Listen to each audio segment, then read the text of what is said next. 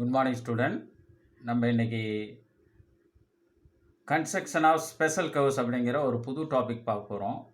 ஆக்சுவலாக நம்ம last topic geometrical construction பார்த்தோம். இதில் கன்ஸ்ட்ரக்ஷன் ஆஃப் ஸ்பெஷல் கர்வ்ஸ் என்னென்ன அப்படின்னோன்னா ஒரு சைக்ளாய்டல் கர்வ், ஹெலிக்ஸ், இன்வல்யூட், ஆர்க்கிமிடியன் ஸ்பைரல், இது மாதிரி சம் கைண்ட் ஆஃப் ஸ்பெஷல் கர்வ்ஸை பார்க்க போகிறோம். அது வந்து ஜியோமெட்ரிக்கல் கன்ஸ்ட்ரக்ஷன் எப்படி ஒவ்வொரு மெத்தடுக்கும் ஒவ்வொரு ப்ரொசீஜரோ அதே மாதிரி தான் இங்கே ஸ்பெஷல் கர்வ்ஸ்க்கும் உங்களுக்கு ஒவ்வொரு கர்வுக்கும் ஒவ்வொரு ப்ரொசீஜர் வரும். ப்ரொசீஜரை நல்லா தெரிஞ்சுக்கிட்டோம்னா டெஃபினட்டாக நம்ம இந்த சம்மை சால்வ் பண்ணிட முடியும். வாங்க சம்மை எப்படி சால்வ் பண்ணுறது அப்படிங்கிறத பார்ப்போம்.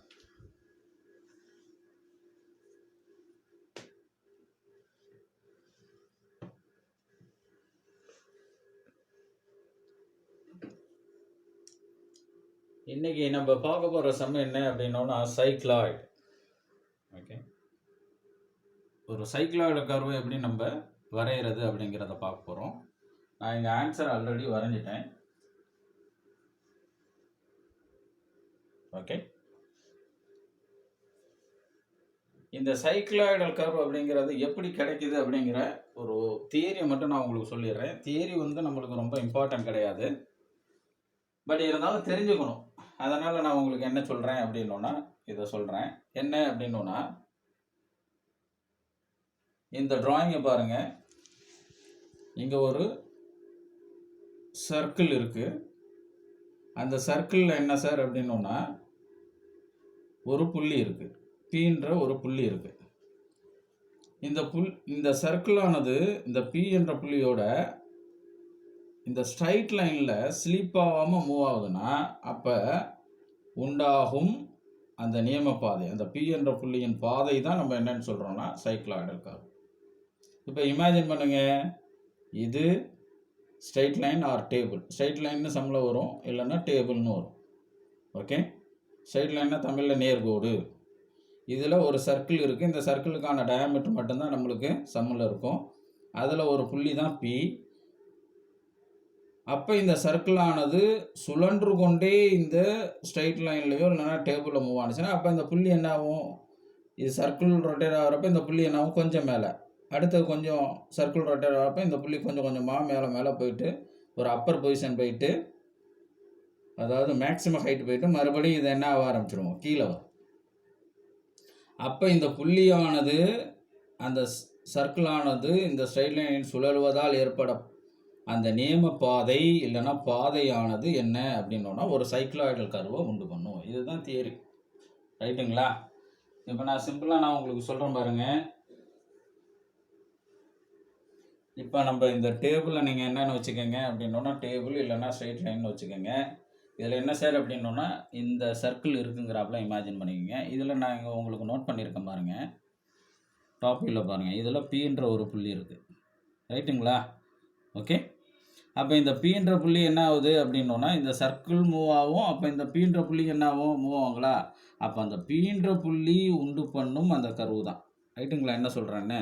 ஓகே, இது எக்ஸாக்டாக மேலே உங்களுக்கு தெரியுது. ஆக்சுவலாக நான் இதில் சம்மில் என்ன பண்ணுறேன் அப்படின்னோன்னா கீழே இருக்குது எக்ஸாக்டாக. அப்போ இது ரொட்டேட் ஆகிறப்ப அந்த புள்ளி என்ன ஆகும், கொஞ்சம் கொஞ்சமாக மேலே வரும். இதுதான் மேக்ஸிமம் ஹைட்டு. மறுபடியும் இந்த புள்ளி என்ன ஆகுது, நம்மளுக்கு கீழே பாஸ் ஆகும். ஓகே, இதை டாப் வியூவில் பாருங்கள், உங்களுக்கு நல்லா புரியும். புள்ளி எங்கே இருக்குது அப்படின்னோன்னா கீழே இருக்குது. இப்போ இது என்ன பண்ணுது சார் அப்படின்னோன்னா மேலே நம்ம என்ன பண்ணுவோம் அப்படின்னோன்னா இப்போ சர்க்கிளை நான் ரொட்டேட் பண்ணுறேன். சர்க்கிளை ரொட்டேட் பண்ணுறப்ப அந்த புள்ளி என்ன ஆகுது சார் அப்படின்னோன்னா கொஞ்சம் கொஞ்சமாக நகர்ந்து இப்படி மேக்ஸிமம் ஹைட் வரும், ரைட்டுங்களா? மறுபடியும் மேக்ஸிமம் ஹைட் வந்தது என்ன ஆகுது, கொஞ்சம் கொஞ்சமாக குறைஞ்சி அந்த லோயர் எண்டில் ரீச் ஆகிடும், ரைட்டுங்களா? அப்போ இந்த புள்ளியினுடைய பாதையானது ஸ்டார்டிங்கில் ஆரம்பித்து மேக்ஸிமம் ஹைட் வந்தது, மறுபடியும் எங்கே வந்துருச்சு, லோயர் எண்டுக்கு வந்துருச்சு. ரைட்டுங்களா? ஒரு டேர்ன் தான் பார்க்கணும். ஓகே, அப்போ நீங்கள் இதுலேருந்து என்ன தெரிஞ்சுக்கணும் அப்படின்னா, ஒரு வட்டத்தில் சுற்றளவில் உள்ள ஒரு புள்ளியானது சுழன்று கொண்டு ஒரு மேஜையின் மீதோ அல்லனா ஒரு நேர்கோட்டில் மீதோ நகருமேயானால் அந்த புள்ளியானது உண்டாக்கும் பாதை சைக்ளாய்டு. தமிழில் என்னன்னு சொல்கிறான் அப்படின்னோன்னா உருள் பாதை. சைக்ளாய்டுன்னு ஆங்கிலத்தில் இருக்கும், தமிழ்லேயே சைக்ளாய்டுன்னு கொடுக்கலாம், இல்லைன்னா உருள் பாதைன்னு கொடுக்கலாம் தூய தமிழில். ரைட்டுங்களா? இதுதான் சார் தியரி. சரி, இப்போ இந்த சம்மு வந்தால் எப்படி வரைகிறது அப்படிங்கிற ப்ரொசீஜரை பார்க்கலாம். ரொம்ப சிம்பிள் தான். என்ன பண்ணுங்க அப்படின்னோன்னா, முதல்ல நம்ம சம்மை படிச்சிருவோம். ஆங்கிலத்தில் என்ன சம்ம சொல்லியிருக்கான் அப்படின்னோன்னா, a circle of 40 mm diameter rolls along a straight line without slipping. நான் சொன்னது தான் அப்படியே ஆங்கிலத்தில் தியரியாக இருக்கும். Okay, draw the curve traced out by a point P on the circumference for one revolution of the circle. இந்த சம்மில் ஸ்ட்ரைட்டாகவே சைக்கிளாய்டை வரையணும்னு சொல்ல மாட்டான். இது மாதிரி ஒரு சர்க்கிள் இருக்குது, அதனுடைய விட்டம் எவ்வளவு, அது ஒரு மேஜையின் மீதோ இல்லைன்னா ஸ்ட்ரெயிட் லைன் மீதும் சுழன்று கொண்டே நகருமானால் அப்போ அந்த புள்ளியானது உண்டாக்கும் கர்வ் என்ன, அந்த பாதை என்னங்குவான். அப்போ இப்படி வந்துச்சுனாவே ஒரு சர்க்கிள், ஒரு புள்ளி அந்த சர்க்கிளில் இருக்குது, அந்த சர்க்கிளானது சுழன்று கொண்டே ஒரு நேர்கோட்டிலோ மேஜையின் மீதே போகுதுன்னு வந்ததுன்னா அது கண்டிப்பாக சைக்கிளாய்டு கர்வுங்கிறத நீங்கள் எப்பையும் மனசில் வச்சுருக்கணும். ரைட்டுங்களா? ஓகே, அப்போ தமிழில் பாருங்கள் செம்ம. 40 mm விட்டம் கொண்ட வட்டமானது ஒரு நேர்கோட்டில் நழுவாமல் உருளுகிறது. வட்டத்தின் சுற்றளவில் உள்ள P என்ற புள்ளியின் சுற்றில் வளைவினை வரைக. இதுதான் அதனுடைய தமிழாக்கம். அப்போ இதில் பார்த்தீங்கன்னா சம்மில் ஒரே ஒரு டேட்டா தான் இருக்கும், சர்க்கிளோடைய விட்டம் மட்டும்தான் இருக்கும். மற்றபடி ப்ரொசீஜர் எல்லாமே நம்ம என்ன பண்ண வேண்டியதுதான், கற்றுக்கிட்டு வரைய வேண்டியதுதான். அப்போ விட்டம் எவ்வளவுங்க? 40 mm. நான் இனிமேலுக்கு ப்ரொசீஜரை சொல்கிறேன் எப்படி இது வரையணும் அப்படிங்கிறத. அப்போ 40 mm விட்டமுடைய வட்டம் வரையணும். அப்போ 40 mm விட்டம் அப்படின்னோன்னா அப்போ வட்டம் வரையணும்னா அப்போ எவ்வளவு நீங்கள் அளவு காம்பஸில் எடுத்துக்குவீங்க? விட்டம் வரையணுன்னாவே நம்ம, அதாவது சர்க்கிள் வரையணுன்னாவே நம்ம எதை எடுத்துக்கணும்? டூல்ஸில் காம்பஸ் எடுத்துக்கணும். சின்ன சர்க்கிளாக இருந்துச்சுன்னா ப்ரோ சர்க்கிள் எடுத்துக்குவோம். அப்போ காம்பஸ் எடுத்துக்கிறேன். அப்போ விட்டம் 40 mm. அப்போ விட்டம் 40னா அப்போ அந்த சர்க்கிள் வரையணும்னா அப்போ நம்ம எவ்வளோ அளவு எடுக்கணும்? விட்டம் அளவு கொடுத்துருக்கிறதுனால அதில் பாதி நான் என்ன பண்ணுறேன் அப்படின்னோன்னா 20 mm எடுத்துக்கிறேன். 40 mm விட்டோம்னா அப்போ அதில் பாதி எவ்வளவு? 20 mm. நான் காம்பஸ் என்ன பண்ணுறேன் அப்படின்னோன்னா எடுத்து செட் பண்ணிக்கிறேன். ஓகே, செட் பண்ணிவிட்டு நான் என்ன பண்ணுறேன் சார் அப்படின்னோன்னா ஒரு வட்டத்தை வரைகிறேன். ரைட்டுங்களா? இப்போ இதை ஞாபகம் வச்சுக்கோங்க, இது சென்டர். இந்த சென்டர்லேருந்து நான் என்ன பண்ணுறேன் சார் அப்படின்னோன்னா இந்த சென்டர் மையமாக வச்சு ஒரு சர்க்கிளை வரைகிறேன். ஓகே, 40 mm விட்டம்னு இருக்கிறதுனால அதில் பாதி எடுத்துக்கிறேன். ஆரம்னா என்ன பண்ணணும்? 40 mm ஆரம் கொண்ட வட்டம்னா என்ன பண்ணுவீங்க? ஆரம்னா எப்பயும் அதே அளவை காம்பஸில் எடுத்துக்கணும். அது பல முறை சொல்லியிருக்கேன், அதை ஞாபகம் வச்சுக்கோங்க. இங்கே ஆரம் கொடுக்கல, விட்டம் கொடுக்குறதுனால கொடுத்துருக்குற அளவில் பாதி எடுத்துக்கிறோம். எடுத்து நான் என்ன பண்ணுறேன் சார் அப்படின்னோன்னா ஒரு பாயிண்ட் நம்ம ஷீட்டில் ஏதாவது ஒரு இடத்துல சென்டராக வச்சு நான் என்ன பண்ணுறேன் சார் அப்படின்னோன்னா ஒரு வட்டத்தை வரைஞ்சிக்கிறேன். ரைட்டுங்களா? அப்போ வட்டம் வரைஞ்சாச்சு. அடுத்தது நான் என்ன பண்ணுறேன் சார் அப்படின்னோன்னா அந்த வட்டத்தை 8ஆக டிவைட் பண்ணிக்கிறேன். 12 டிவிஷன் பண்ணலாம் சார். மேக்ஸிமம் எல்லோரும் 12 டிவிஷன் தான் பண்ணுவாங்க. 12 டிவிஷன் நீங்கள் பண்ணுறதுனாவும் பண்ணிக்கோங்க. 8 டிவிஷனுங்கிறது போதும். ரைட்டுங்களா? 12 டிவிஷனுங்கிறப்ப டிவிஷன் ரொம்ப பக்கத்தில் வரும்.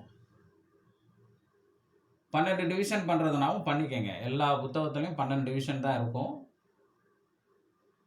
நான் என்ன பண்ணுறேன் அப்படின்னோன்னா இங்கே 8 டிவிஷனாக செஞ்சுக்கிறேன்.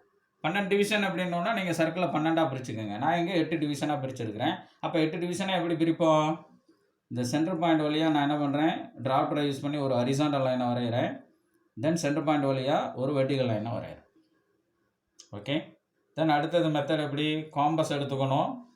இந்த 6க்கும் 4க்கும் இடையே உள்ள அந்த அளவில் 3/4 அளவு எடுத்துக்கணும். ரைட்டுங்களா? இந்த காம்பஸில் 6க்கும் 4க்கும் 3/4 அளவு எடுத்து என்ன பண்ணுவோம், இங்கே 6 மையமாக வச்சு ஒரு ஆர்க்கு, தென் மறுபடியும் இந்த 4 மையமாக வச்சு என்ன பண்ணுவோம், 4 மையமாக வச்சு என்ன பண்ணுவோம், இங்கே வரைஞ்ச ஆர்க்கு என்ன பண்ணுவோம், கட் பண்ணுவோம். ரைட்டுங்களா? ஜியோமெட்ரிக்கல் கன்ஸ்ட்ரக்ஷனில் இந்த ப்ரொசீஜரை ரிமைன் பண்ணி பாருங்கள். ரைட்டுங்களா? அப்போ அந்த கட் பண்ண பாயிண்ட்டை இந்த சென்டரோடு ஜாயின் பண்ணி என்ன பண்ணுவோம், ஒரு லைனை வரைஞ்சி இதை எக்ஸ்டெண்ட் பண்ணணும்னா இங்கே ஒரு டிவிஷன் வரும். இதே ப்ரொசீஜர் என்ன பண்ணணும், இங்கே 2 4க்கும் செய்யணும். இந்த 2லேருந்து 4க்கு இடையே உள்ள தொலைவில் ஒரு 3/4 அளவு எடுத்துக்கோங்க. எடுத்து 2 மையமாக வச்சு ஒரு ஆர்க்கு, மறுபடியும் 4 மையமாக வச்சு காம்பஸில் அளவு மாற்றாமல் வரைஞ்ச ஆர்க்கை கட் பண்ணுங்கள். இந்த கட் பண்ண 2 ஆர்க்கும் கட் பண்ண பாயிண்ட்டையும் இந்த சென்டரையும் ஜாயின் பண்ணி ஒரு லைனை ஸ்கேலை யூஸ் பண்ணி வரைஞ்சோன்னா இதாட்டம் என்ன பண்ணும் அப்படின்னோன்னா இந்த சர்க்கிளை பிரிச்சிடும். அப்போ ஹரிசாண்டல், வெர்டிக்கல், இந்த ஒரு கிராஸு, இந்த ஒரு கிராஸு, அப்போ மொத்தம் எத்தனை டிவிஷன் நம்மளுக்கு வந்துருச்சு, 8 டிவிஷன் வந்துருச்சு. ஓகேங்களா? இது நம்ம ஆல்ரெடி பார்த்தது தான் ஜியோமெட்ரிக்கல் கன்ஸ்ட்ரக்ஷனை. எதுவும் இதில் சந்தேகம் வராது. ஏதாவது சந்தேகம்னா ஜியோமெட்ரிக்கல் கன்ஸ்ட்ரக்ஷனை பாருங்கள். ஓகே? அதில் 8 டிவிஷனாக பிரிக்கிறதுனா எப்படி அப்படிங்கிறது இருக்குது, 12 டிவிஷனும் இருக்குது. அதை ரிமைண்ட் பண்ணி பாருங்கள். ஓகே? சரி சார், அடுத்து என்ன பண்ணுறோம் அப்படின்னோன்னா டிராஃப்டர் எடுத்துக்கிறேன். டிராஃப்டர் எடுத்து என்ன பண்ணுறேன் சார் அப்படின்னோன்னா ஹரிசாண்டல் லைன் வரையணும். அதுக்கு முன்னாடி நான் என்ன பண்ணுறேன், நேம் கொடுக்குறேன். நேம் வந்து நான் ஆல்ரெடி உங்களுக்கு சொல்கிறது தான். இதில் நேம் எப்படி வருதோ அதே மாதிரி நேம் கொடுத்துருங்க. இப்போ 8 டிவிஷனுங்களா, நான் இப்போ இது 1 2 3 4 5 6 7 8ன்னு இப்படி கொடுத்துருக்கேன். நான் எப்படி கொடுத்துருவோனோ அதே மாதிரி தான் கொடுக்கணும், இல்லைன்னா சம் கன்ஃபியூஷன் வரும். ஒவ்வொரு சம்முக்கும் இந்த 1 2 3 எப்படி கொடுக்கணுங்கிறத நல்லா ஞாபகம் வச்சுக்கோங்க, இல்லைன்னா கருவில் கன்ஃபியூஷன் வரும். ஓகே?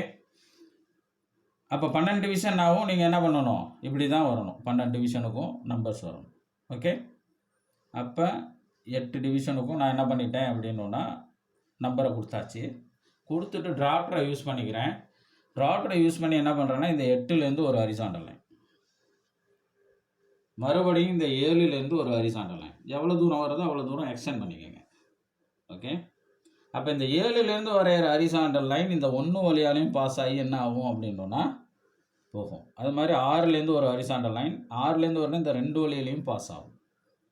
டிராஃப்டர் தான் யூஸ் பண்ணணும். சப்போஸ் டிராஃப்டர் இல்லை அப்படின்னோன்னா, யூஸ் பண்ண முடியலன்னா ஸ்கேலை வச்சு வரைகிறப்ப ஹரிசாண்டல் கரெக்டாக என்ஷூர் பண்ணிக்கணும். 5லேருந்து ஒரு ஹரிசாண்டல் லைன் வரையினா அது இந்த 3 வழியாலையும் பாஸ் ஆகும். ஃபர்தராக இந்த 4லேருந்து ஒரு ஹரிசாண்டல் லைன். ரைட்டுங்களா? வரைஞ்சிட்டு என்ன பண்ணுங்க அப்படின்னோன்னா இதை க்ளோஸ் பண்ண வேண்டாம், ஃபைனலாக பண்ணிக்கலாம். என்ன பண்ணுங்க அப்படின்னோன்னா இந்த பாட்டம் ஹரிசாண்டல் லைனை 8 டிவிஷனாக பிரிக்கணும். சர்க்கிளில் 8 டிவிஷன்னா இந்த பாட்டம் ஹரிசாண்டல் லைனும் 8ஆக பிரிக்கணும். சர்க்கிளில் 12 டிவிஷன்னா இந்த பாட்டம் ஹரிசாண்டல் லைனும் 12 டிவிஷனாக பிரிக்கணும். ரைட்டுங்களா? நம்ம 8 டிவிஷனாக தான் பிரிச்சிருக்கோம், அதனால் 8 செக்மெண்ட்டாக பிரிக்க போகிறேன். இதுக்கு என்ன பண்ணியிருப்பாங்கன்னா, ஆக்சுவலாக இந்த சர்க்கம்ஃபரன்ஸ் ஆஃப் த சர்க்கிள், வட்டத்தினுடைய சுற்றளவு தான் இங்கே என்ன பண்ணியிருப்பாங்கன்னா வரைஞ்சிருப்பாங்க. அது ஃபார்முலா யூஸ் பண்ணலாம். ரைட்டுங்களா? நான் இங்கே ஃபார்முலா யூஸ் பண்ணல. அதுக்கு பதிலாக நான் என்ன பண்ணுறேன் சார் அப்படின்னோன்னா இந்த 1 to 2 இந்த டிஸ்டன்ஸை அப்படியே காம்பஸில் எடுத்துகிறேன். இந்த 1 to 2 ஆர் 8 to 1 எல்லாமே ஒரே அளவாக தான் இருக்கும். ரைட்டுங்களா? இந்த டிஸ்டன்ஸ் அப்படியே நான் என்ன பண்ணுறேன், காம்பஸில் எடுத்துக்கிறேன். எடுத்துக்கிட்டு இந்த 8 மையமாக வச்சு இந்த பாட்டம் ஹரிசாண்டல் லைனை கட் பண்ணுறேன். ஓகே? இதே மாதிரி 8 டிவிஷன் நான் என்ன பண்ணுறேன் அப்படின்னோன்னா கட் பண்ணுறேன். ஓகே? கட் பண்ணிவிட்டு அதுக்கு நேம் கொடுக்குறேன். 1 dash 2 dash 3 dash. ஏன்னா இங்கே 1 2 3 4ன்னு வந்துருச்சு. அதனால் இதை 1 dash 2 dash 3 dash 4 dash 5 dash 6 dash 7 dash 8 dash அப்படின்னு நான் இங்கே கொடுத்து இந்த 8 டேஷ்லேருந்து ஒரு வெர்டிக்கல் லைனை வரைஞ்சி இந்த ஆல்ரெடி வரைஞ்ச ஹரிசாண்டல் லைன் எல்லாத்தையும் என்ன பண்ணுறேன் அப்படின்னோன்னா இந்த வெர்டிக்கல் லைனோட ஜாயின் பண்ணிக்கிறேன். இதுக்கப்புறம் உங்களுக்கு லைன் இருந்ததுன்னா இதுக்கப்புறம் லைன் இருந்ததுன்னா அழைச்சிருங்க. ரைட்டுங்களா? என்ன சொன்னால் இந்த 8 டேஷோட வெர்டிக்கல் லைனை வரைஞ்சி இந்த வரைஞ்ச ஹரிசாண்டல் லைனை நம்ம என்ன பண்ணிக்கணும், கம்ப்ளீட் பண்ணிக்கணும். ஓகே? அடுத்தது நீங்கள் என்ன பண்ணணும் சார் அப்படின்னோன்னா இந்த 1 dash 2 dash 3 dash up to 8 டேஷ்லேருந்து ஒவ்வொரு வெர்டிக்கல் லைன் என்ன பண்ணணும்னா வரையணும். அந்த வரைகிற ஒவ்வொரு வெர்டிக்கல் லைனும் என்ன பண்ணணும் அப்படின்னோன்னா இந்த 6 2 வழியாக பாஸ் ஆகுதுனீங்களா, இந்த லைனை என்ன பண்ணணும் அப்படின்னா கட் பண்ணணும். ஓகே, இந்த சென்டர் பாயிண்ட்டுக்கு நம்ம என்ன பண்ணுவோம் அப்படின்னா சின்னு ஒரு நேமை கொடுத்துக்குவோம். இது ஆக்சுவலாக கொடுக்கல, சின்னு நான் இப்போ கொடுத்துக்கிறேன். ரைட்டுங்களா? இப்போ நீங்கள் என்ன அடுத்ததாக செய்யணும் அப்படின்னா இந்த சி சென்டர்லேருந்து வரைஞ்ச லைனை ஒவ்வொரு point 1 dash 2 dash 3 dash 4 dash அப்படின்னு அப் டு 8 டேஷ் வரைக்கும் பிரிச்சுருக்கோம் தெரியுங்களா. இதிலிருந்து வரையக்கூடிய ஒவ்வொரு வெர்டிக்கல் லைனால் கட் பண்ணணும். ஓகே, இந்த 1 dash 2 dash 3 dash 4 dash 5 dash up to 8 dash பாயிண்ட்லேருந்து என்ன பண்ணுறோம் அப்படின்னா அடுத்த ப்ரொசீஜர் வெர்டிக்கல் லைனை வரைகிறோம். வரைஞ்சி இந்த சி வழியாக சென்டர் சி வழியாக வரைந்துள்ள ஹரிசாண்டல் லைனை ஒவ்வொரு வெர்டிக்கல் லைனும் கட் பண்ணுறாப்புல செய்கிறோம். அப்போ கட் பண்ணுற பாயிண்ட் இது 1 டேஷ் அப்படிங்கிறதுனால C1, 2லேருந்து வர்றது 2 டேஷ்ல வந்து C2 C3 up to C8 வரைக்கும் பண்ணிக்கிறோம். ரைட்டுங்களா? அடுத்த ப்ரொசீஜர் இதுதான். இந்த ப்ரொசீஜர் முடிச்சாச்சுன்னா அடுத்தது நம்ம செய்ய வேண்டியது இனிமேலுக்கு நம்ம சைக்ளாய்டு கர்வ் வரைய தேவையான பாயிண்ட்ஸை குறிக்க வேண்டியதுதான். என்ன சார் அதுக்கு ப்ரொசீஜர் அப்படின்னா டயாமீட்டர் ஆஃப் த சர்க்கிள், நம்ம ஆல்ரெடி வரைஞ்சிருக்கிற சர்க்கிளினுடைய டயாமீட்டரை என்ன பண்ணுங்க அப்படின்னா டயாமீட்டர்னு சொல்கிறதோட ரேடியஸ். ஓகேங்களா? இந்த சர்க்கிள் வந்து டயாமீட்டர் 40. அப்போ இது வரையணுன்னா நம்ம ரேடியஸ் எவ்வளோ எடுத்தோம்? 20 mm எடுத்துங்களா. அப்போ இந்த சென்டர்லேருந்து அதனோட ரேடியஸ் 20 mm எடுத்துக்கோங்க. எடுத்துகிட்டு என்ன பண்ணுறீங்க அப்படின்னா இந்த சென்டர் பாயிண்ட் சிலேருந்து ஹரிசாண்டல் லைன் வரைஞ்சி இந்த 1 டேஷ் 2 டேஷ்லேருந்து வெர்டிக்கல் லைன் வரைஞ்சி அந்த ஹரிசாண்டல் லைன் சிலேருந்து வரைஞ்ச லைனை கட் பண்ணுறோம்ல, கட் பண்ணுற பாயிண்ட் C1 C2 C3 இருக்குது பாருங்களேன்.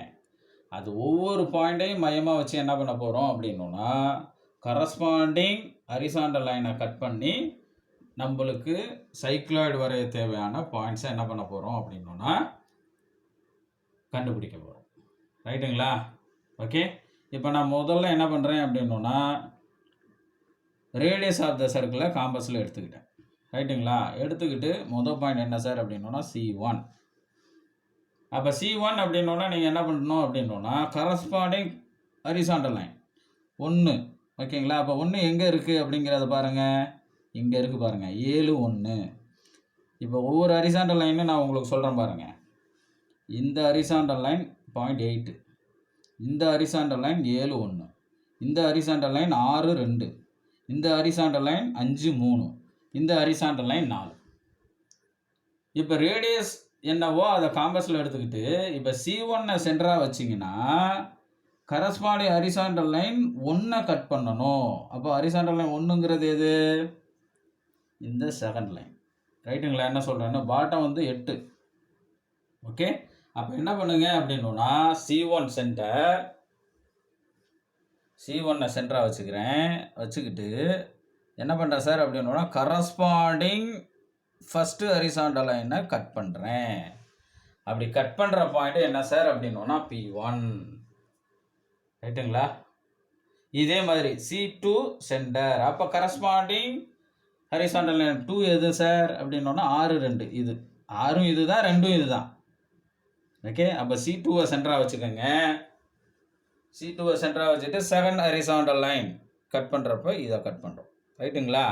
அப்போ இந்த பாயிண்ட் எது? P2. அதே மாதிரி C3 சென்டர்னா தேர்ட் ஹரிசாண்டல் லைன் எது? 5 3. இது அப்போ C3 சென்டராக வச்சுக்கிறோம்.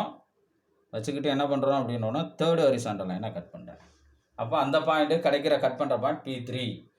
இதே மாதிரி C4 centre corresponding fourth line எது சார் அப்படின்னா நம்மளுக்கு எது பாருங்கள், எங்கே இருக்குது? டாப்பில் இருக்குது. கரஸ்பாண்டிங் ஃபோர்த் ஹரிசாண்டல் லைன் எது அப்படின்னா இது.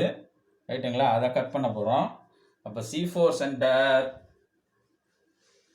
Okay, C4 centre fourth horizontal லைனை கட் பண்ணுறேன். அப்போ அது P4. இதே மாதிரி C5 centre, 5th horizontal line எது சார்? இதை கட் பண்ணுறேன் P5.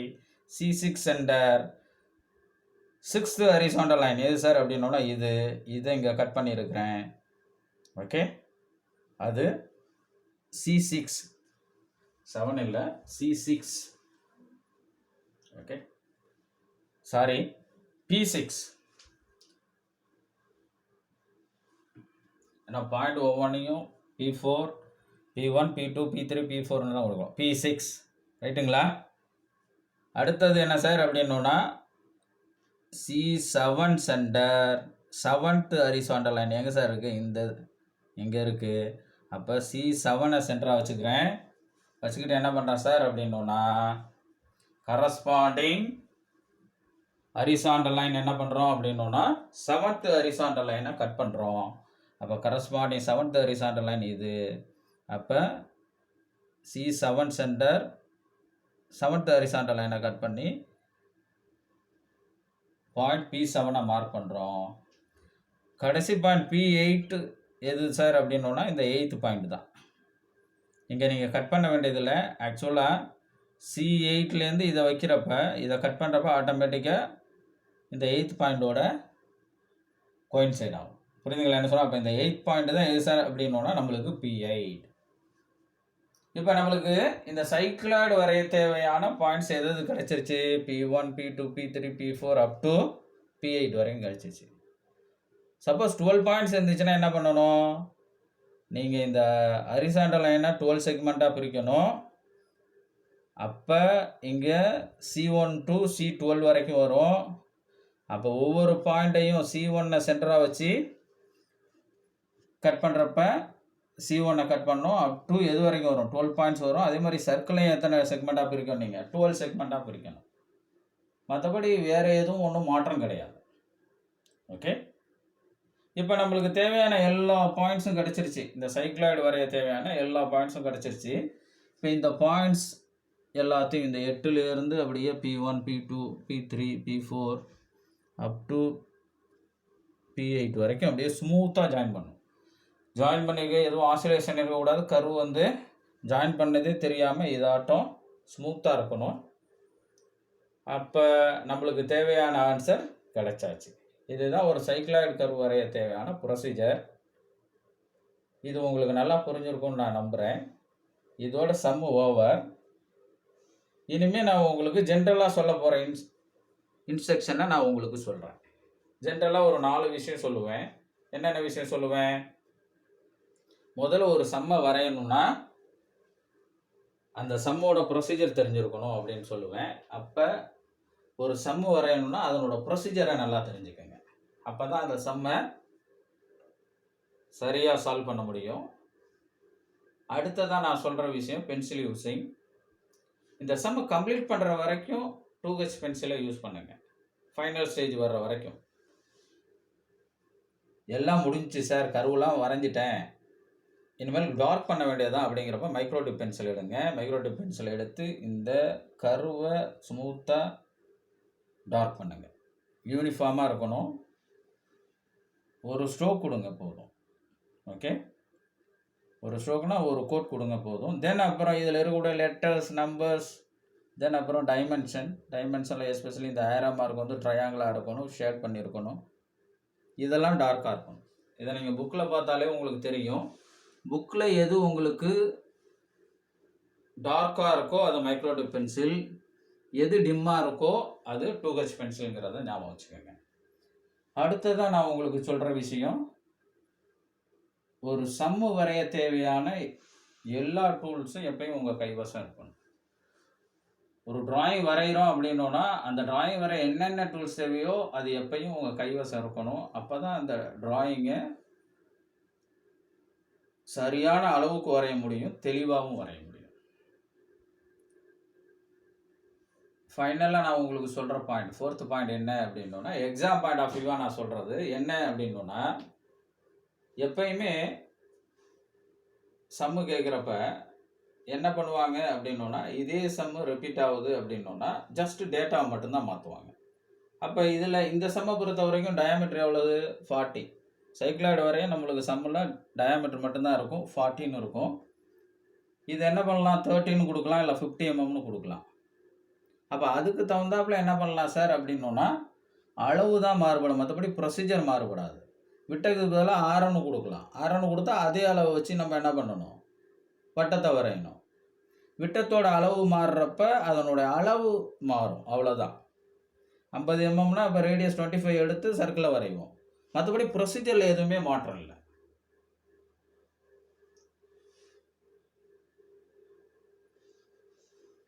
இந்த சம் உங்களுக்கு நல்லா புரிஞ்சிருக்கும் அப்படின்னு நான் நம்புகிறேன். இன்கேஸ் ஏதாவது உங்களுக்கு சந்தேகம் இருந்தது அப்படின்னா வீடியோவை ரீவைண்ட் பண்ணி பாருங்கள், டெஃபினட்டாக உங்களுக்கு புரியும். மறுபடியும் நம்ம இன்னொரு லெக்சரில் இன்னொரு சம்மோட மீட் பண்ணுவோம். தேங்க்யூ.